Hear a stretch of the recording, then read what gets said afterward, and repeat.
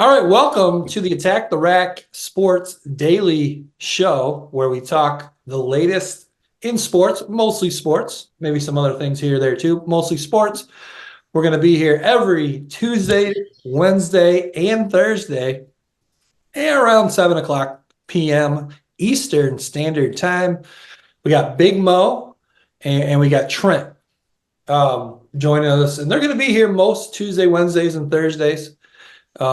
They may have a issue here or there where we may have to find a sub, but for the most part, it's going to be me, Big Mo, and Trent coming at you every Tuesday, Wednesday, Thursday. Today is July 2, 2024. Fellas, let's jump right into it. Guys, yesterday, July 1, every July 1, for 14 straight years now has been Bobby Bonilla Day. Now, Big Mo, I know you remember Bobby Bonilla. Trent, you're a hair younger than us. Are you aware of who Bobby Bonilla is? I'm not. Oh, come on. I've never heard that name before. Oh, wow. How about the Killer Bees? Yes. No. Oh, my goodness. Kurt, we just aged ourselves, Kurt. Yeah, we did. Yeah. Well, so Bobby Bonilla, great, all-time great Major League Baseball player. When Big Mo's talking about Killer Bees, him and Barry Bonds were teammates early on in their careers with the Pittsburgh Pirates. They're a really good team. But I was more of a Barry Bonds on the San Francisco Giants. No. That was just a little earlier. Just a little. Yeah. So Bobby Bonilla, brilliant contract that he signed. He ended his career with the New York Mets. I think it was the New York Mets. I know that this contract is with the New York Mets. I can't. Yes. Yes. So yeah, every July 1, he gets. Oh, that's his payday. Every July 1, he gets $1.2 million. 1.2.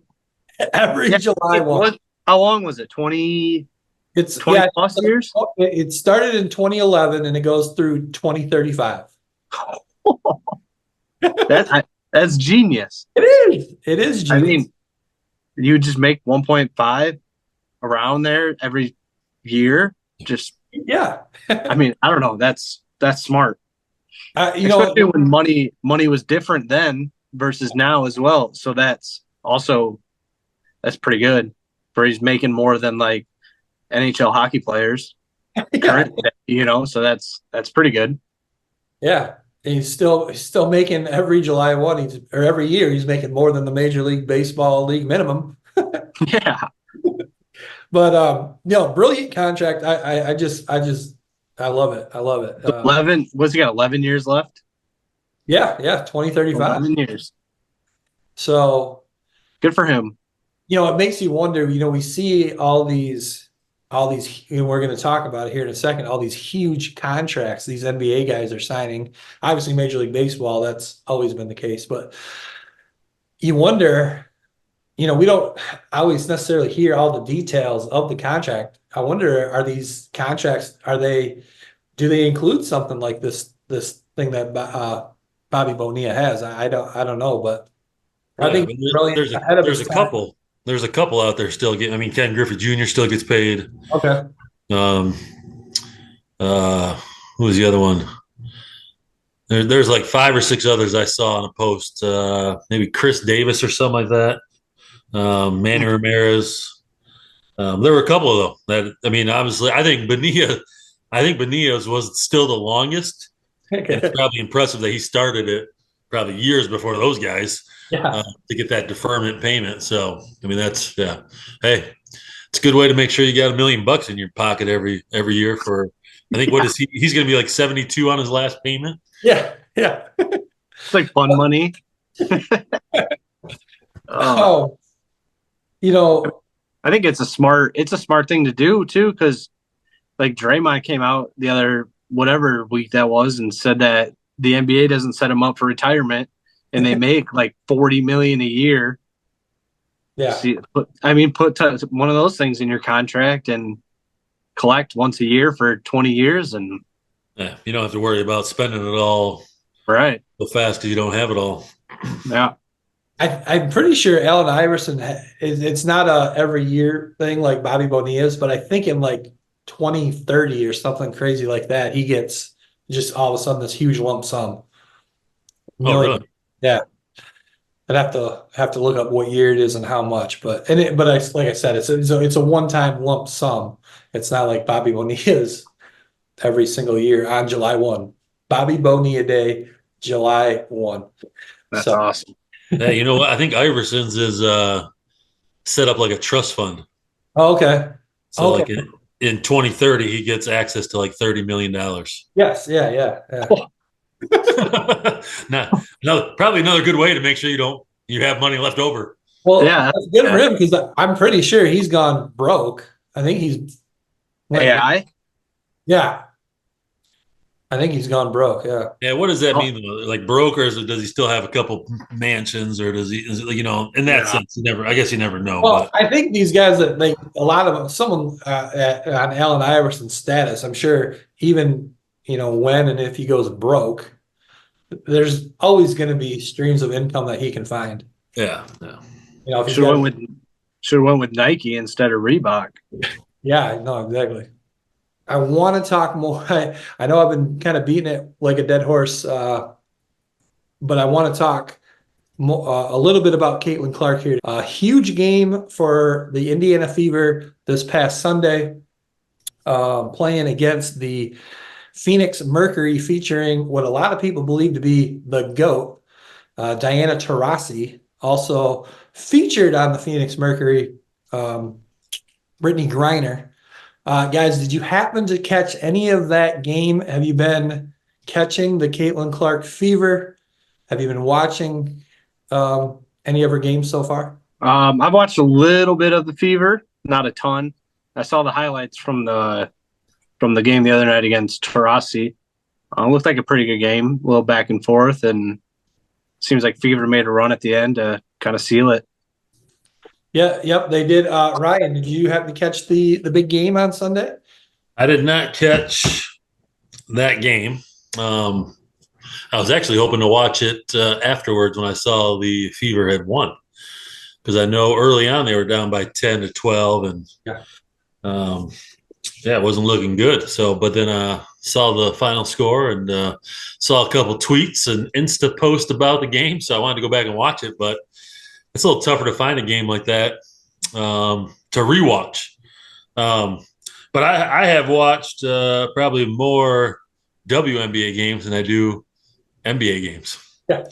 Especially, I mean, I enjoy watching Caitlin Clark. I think she kind of sees a lot of basketball plays out there before they happen, and I think that's interesting to watch. Um, yeah, it's basketball, right? There's supposed to be some drama.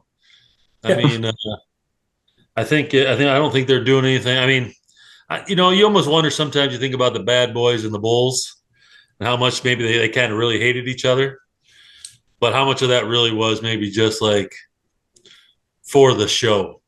Like they probably didn't like each other a little bit, but I think the WNBA has probably got to grow like that. There's got to be some, there's got to be some villains. There's got to be some heroes. There's got to be, it's all part of the growth of that game.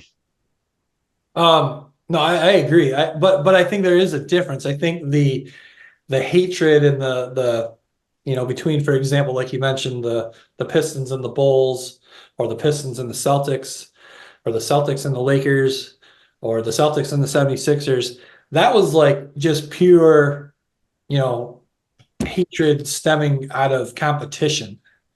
Whereas this hatred that Caitlin Clark is getting is out of jealousy. So there is a difference, and I don't see Caitlin Clark isn't necessarily reciprocating that hate either. So I think it's just different. I think it's different because the game hasn't seen it yet. Like I think I think some people see it as jealousy. I do think there's just a sense that here is this rookie coming into the league. Really, I mean, and why it's one rookie against another, who knows? But I think it's just like a maturation of the game. Like they're like that's interesting to watch. Like I've watched both, or I don't know, it's been 2 or 3 games with the Sky and the Fever. Like those are just interesting to watch because there's a little bit of like there is a little bit of probably some true like um competitiveness that's like even beyond the game. But that's what made the NBA so interesting in the 80s. And it's probably in the 80s and 90s, and it's probably slowly started to kind of trickle away, which maybe doesn't make it as interesting until you get to the playoffs. So tonight, the Indiana Fever and Caitlin Clark play I forget who they play tonight, 9:30. Trent, you gonna watch? Yeah, might as well watch. See if Caitlin Clark can continue what she's doing, and she's been doing a good job. And I mean, she's already setting like tying records, 3-point records, and stuff like that as rookie. I think they're rookie records, but it's still pretty impressive. Especially she didn't really get an off season from college. They just flow right into the regular season, which is kind of different. But for her to just continue what she's been doing through college to the WNBA is pretty impressive. Big Mo, you watching? I am. No, I'll watch tonight. Yeah, yeah, yeah. Like I said, I wish I would have watched the Mercury game. So no, I'll watch that one tonight just because be interesting. I'm interested to see that's the Vegas team, right? The Who they're Aces. playing tonight? Aren't they playing the Aces tonight? Could be. So yeah, that's one of the best teams, right? Yeah, yeah, yeah. I think they're playing the Aces. Okay. We'll have to get someone to facts check that. But no, I'm like I said, I probably have watched more regular season WNBA games. Obviously I've got a high school daughter who's in basketball, so I enjoy watching the game with her, and got to see Caitlin Clark play last year in person. So I enjoy watching that. I enjoy watching those games right now, but I also enjoy watching that there's a little bit of that competitive that goes beyond the game. That's kind of fun to watch. Yeah, for sure. But hey, one last thing I wanted to touch on one thing you said too, just about how she plays. I love watching her play for the same reasons you mentioned, just kind of always being a play ahead, being a step ahead. I absolutely love watching her in transition. Yeah. She is so smooth. She's always looking to advance the ball up the floor. And some of the passes she makes in transition are incredible. So, but let's rewind back to the NBA draft. Did you guys watch the NBA draft, first of all?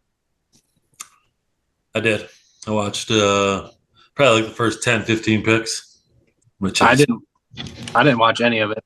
Okay. Well, you didn't miss much, Trent. It was just a bunch of, guys you really, outside the UConn guys and the Duke guys, for the most part, it's just a lot of guys you never really ever heard of. Guys from other countries, which is great. Yeah, the G League stuff's kind of throwing me off too. Because like all the guys that skip college that I would watch playing in college I just don't watch G League basketball. Yeah, I don't think anyone does. Kind of hard to like the guy that the Pistons took.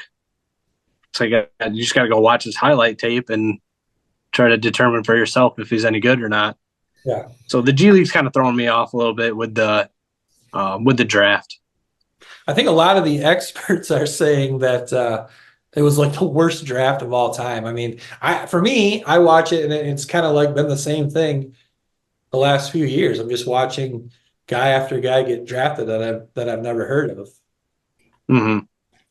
But they probably need to find a way for the American fan to like somehow watch those games overseas, just so we know them better. And then that probably brings the draft back to kind of what it once was. Like again, you don't recognize a lot of those names, but I mean, obviously we've seen there are skilled players.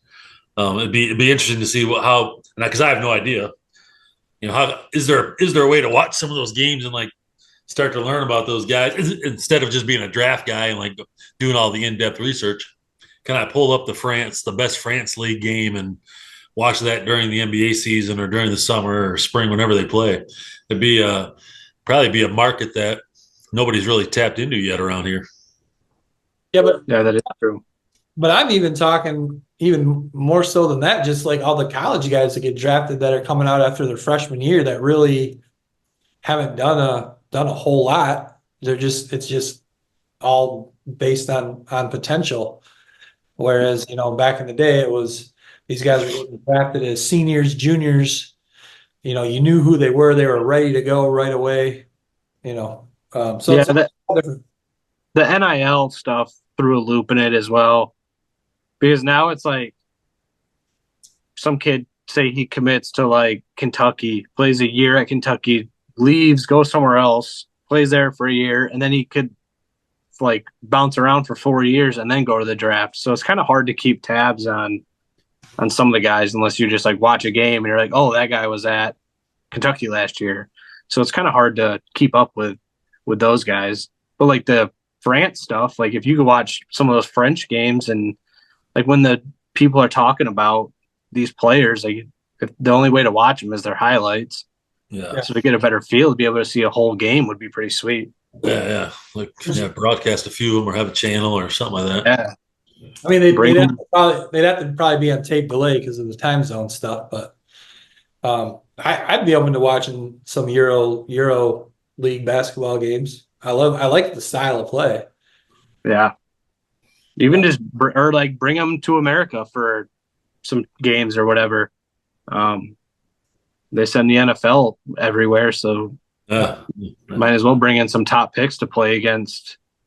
I don't know, whoever, the Holland Blast. Hey, so let me ask you this, guys. If you were a Los Angeles Laker and you now have a teammate by the name of Bronny James, how would you feel about that? Trent, let's start with you. You're a Los Angeles Laker. Am I a fan or am I a player? No, you are a player for the Los Angeles Lakers. And now you've just been awarded a new teammate by the name of Bronny James. How are you feeling about that? Is he taking my minutes? Who knows? I think that's probably up to LeBron. I don't know. Weird situation, obviously, just because the rumors of his agent reaching out to all the other NBA teams saying that he's going to go play in Australia if anybody else picks him besides the Lakers. I don't know. As a player, I guess the NBA is one big monster business, so I guess you kind of just got to roll with it. I probably wouldn't be thrilled about it since the kid averaged 4 points a game in college and didn't even start on USC, who finished middle of the pack of the Pac-12. Obviously, the name is huge, so that's one thing, but 6'1", good leaper, shoots like 27% from three or whatever. So I don't know. It's a little different. You got to give him a chance, though. I think if I was a player, you got to give him a chance. Fair enough. Just see how it works. See if he calls him dad while he's on the court. That would be interesting. Big Mo, you just I'll be the devil's advocate a little bit in the sense that it is what it is, right? Bron is the GOAT of this generation. Is he making the decisions? I'm sure he had some pull in that decision. His kid's probably got potential that's untapped. The kid is still going to have to earn his minutes. Like there's not a coach out there that's going to be able to put him on the floor unless he's a proven commodity. So it is what it is. I'm sure. There was a tweet that went out with like the last 10 55th picks in the NBA, and I didn't know any of them. Right. So whether he gets picked or not, it's not like he's still got to earn the spot. He's getting a chance. There's a ton of that going on in every situation. Like everybody, I mean, if you've got a connection, whether it's LeBron or someone in the front office, and you got a kid or somebody who knows somebody, you're giving that somebody a chance. They still got to perform. So it is what it is. It probably sells some extra tickets. I mean, they're going to be able to keep LeBron for at least another year. And even though the Lakers, I don't think are going to be very good, you're still going to probably sell out, and people are still going to want to come see LeBron, whether you're a fan or not. So, but I mean, yeah, there's obviously nepotism and all aspects and all business and everything, but this has just kind of been unprecedented when a player, pretty much Yeah. is Yeah. drafted son. Um, and you talk about him having to earn minutes. I mean, the reality is he shouldn't even make the team, but he will. In fact, there's now rumors out there that he's going to be signing a multi-year guaranteed contract. Now, a guaranteed contract is unheard of for second rounders. Yeah, but maybe that's why. Maybe that's why LeBron's taking a little bit off his contract. Just I throw agree. throw his son some money. No big deal. No, I think I mean, that does it matter? Does it matter which way this guy gets paid? Either you no, pay LeBron or LeBron gives it to his son. Who cares? no, I think this is all this master plan for that LeBron has in his head. It's like one last year, one last hoorah. I'm going to do everything I can to try to win one last championship, take my son along for the ride because otherwise, like, what's this rush to get Bronny into the NBA? I mean, I believe he was making like 6 million a year on NIL. He Yeah, was the highest paid NCAA athlete. Like, what's the rush? Why not stay in college and make another 6 million next year? I feel like And it's all being rushed by LeBron. Now, like you mentioned, LeBron's opting out of his massive last year on his deal to take a reduced salary, hoping to try to bring in somebody. So in my mind, I'm thinking this all through, and I'm like, I wonder if this is like LeBron's last season, and he felt so strongly about playing one season with Bronny, and he really wants to try to make this last season a championship run, and that's why he's trying to bring, allowing more money to be spent on trying to bring in a big name player. yeah. I don't. I mean, they're all the big name players are probably picked up now, aren't they? Unless they do a. I mean, they're not getting anybody that's gonna be a game changer. Even though I do like their draft pick, the Tennessee kid. So, Yeah. but I don't know if that's enough to help them out of the West. So, One player, it sounded like the Lakers were really wanting to go after, and rumors were that he wanted to maybe even be a Laker, and that's Klay Thompson. So let's start with that signing. Klay Thompson to the Dallas Mavericks. Trent, what do you think about Thompson going to the Mavericks? How does that help the Mavericks? depends what type of year he has, I guess. He was so good for a while, and then as last year he was not good at all. He could not. I mean, he was known as a shooter defender, I guess, but he was not shooting the ball very well last year. Seemed like he wasn't fitting in that well. I think it's a good move for Dallas. It gives them a good opportunity to at least compete for a championship again. And they didn't lose a whole lot either. Tim Hardaway going to the Pistons, but other than that, they don't lose a ton. So for him to fit in there, I think is going to be pretty easy. He'll be a catch and shoot guy with Kyrie and Luka. He can just find an open spot and he'll get a shot, which will help space the floor for Dallas a ton. But I hope he finishes his career on a good note. I think he's had a good career. He's won a ton with the Warriors.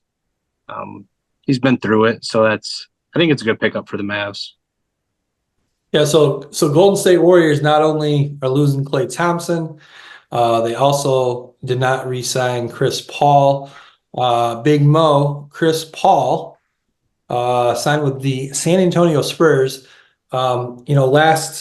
Last year this time, you and I, it was kind of a common theme on a couple podcasts in a row there. We were talking about Wembanyama. How do you think that having Chris Paul join Wembanyama and the San Antonio Spurs, is this going to make them better? Are they now a playoff caliber team or not quite yet? yeah, I don't think he probably changes their overall trajectory in the playoffs. I mean, they made it this past year. I don't know if that changes a whole lot. I think what he does is he kind of brings in that sense of leadership. He's kind of a known leader, so he's got the ability to probably teach not only some of those guards and Wembanyama, I think he's there as maybe just more of a leadership force. I think he still probably plays 20 to 30 minutes. He'll still probably have decent numbers. Um, I don't think it changes like who they are exactly, but it may actually maybe just kind of promote the growth of Wembanyama a little quicker. When you get a guy like Chris Paul probably in your locker room with that much experience, probably goes to probably help all your younger players, and they're a young team, so it's not going to hurt them. I don't know if it really elevates the trajectory of whether they win more games or not. Trent, what do you think about the Spurs situation going into the 24-25 season? I think they'll be all right. They have all the pieces to be pretty dang good in a few years. I don't think next year's that year where they make a huge jump. But I think they're going to compete more. It'll be closer games rather than some blowouts. Victor's obviously a freak, so he can just keep developing and get stronger. And I think Chris Paul will help that. I think they'll have a pretty good season. Probably middle, bottom of the pack of the West. Okay. Well, a few other things, the Los Angeles Clippers, Paul George, see ya. He signed with the Sixers. Wow. Now, speaking of that, Trent, where does that now put the Sixers in the East? With Paul George there, Yeah. it's going to be them and the Celtics. I think the Celtics are a different animal now that they've won and they've been through it, and then they know how to do it. I think Embiid's got to do something to at least create a legacy for himself. He's a great player. He just needs to do more, needs to win. Whatever he can do to help boost them and try to beat the Celtics next year. I think it'll be close, but Celtics are pretty good. Yeah, so like I said, obviously the Clippers lost Paul George. They did re-sign James Harden. Other re-signings, Pascal Siakam. How do you say his last name? Siakam. Pascal Siakam. He re-signed with the Pacers. And then for our local fans here in Michigan, Cade Cunningham re-signed with the Detroit Pistons. But the most massive contract, now the highest paid player in the NBA, leapfrogging teammate Jaylen Brown, Jason Tatum, 5 years, $315 million. Celtics also paying Jaylen Brown $304 million over 5 years, and they've just re-signed Derek White for like $130 million for 4 years. Big Mo, where does that money come from? That's good. I mean, when you win a championship, you got extra money to spend.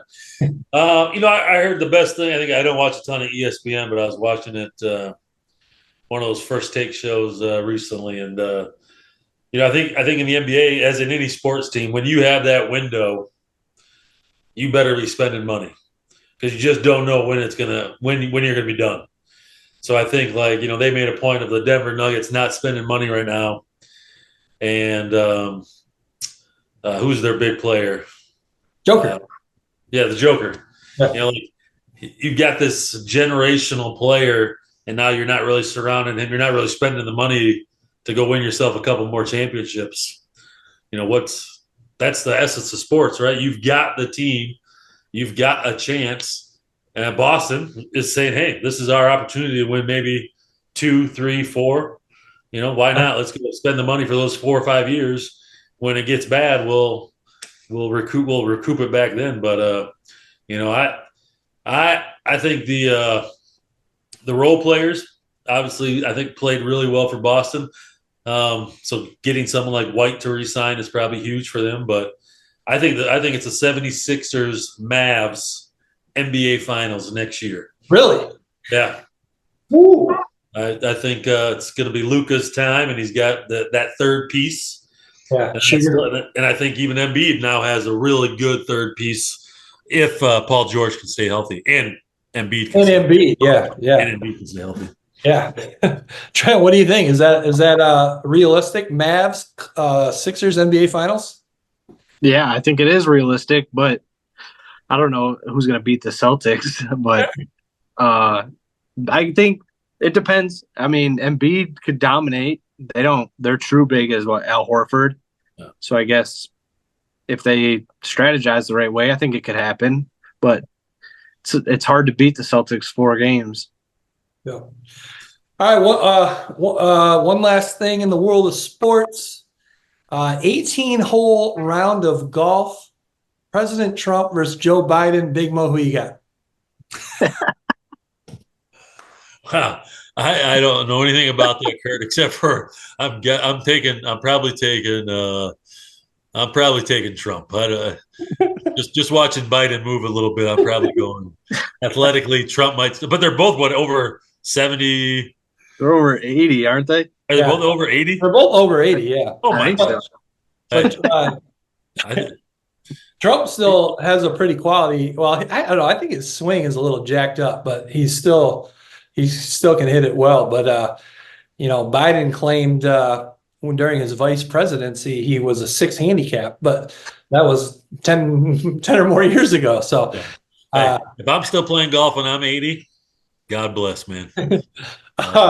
Trent, 18-hole round of golf. President Trump versus Joe Biden. Who you got? Trump. Yeah, I don't. I saw a leaked video of Joe Biden hitting a golf ball and it went backwards off a rock. So I'm gonna go with Trump. All right, fellas. Hey, hold on. Hey, yeah, we got So let's give a little shout out to Trent's dad, Coach Wendy, who with a hole in one. What? Yeah. I don't want that. How about that? What? Where at? What hole? Mac Legends? Mac Legends hole 7. Yeah. Really? Yeah. What is this? On Sunday. Oh, that is awesome. First one ever. Anybody get it? I'm guessing no one videoed it. You don't know. No, and he didn't even know it went in because he can't see anymore. He's getting old, so when he hits it, he can't see where it goes anymore. But then he's all worried about finding my mom's ball in the weeds. They're like, go check up there, and he couldn't find it. And then they went and looked in the hole, and it was just in the hole. That is so awesome. Yeah. Oh, wow. Yeah, it's pretty cool. I'm guessing none of us have one, right? I don't have one. No. I did on a 99-yard par 3 one time. I did bounce it like a foot from the pin, hit the pin, and then roll away. But that's the closest I've ever been. No, that's not a hole in one, Kurt. No, it's not. It's right. almost a hole in one. Oh, almost. Anything else, boys? Nope. Got All nothing. right, we'll see you tomorrow.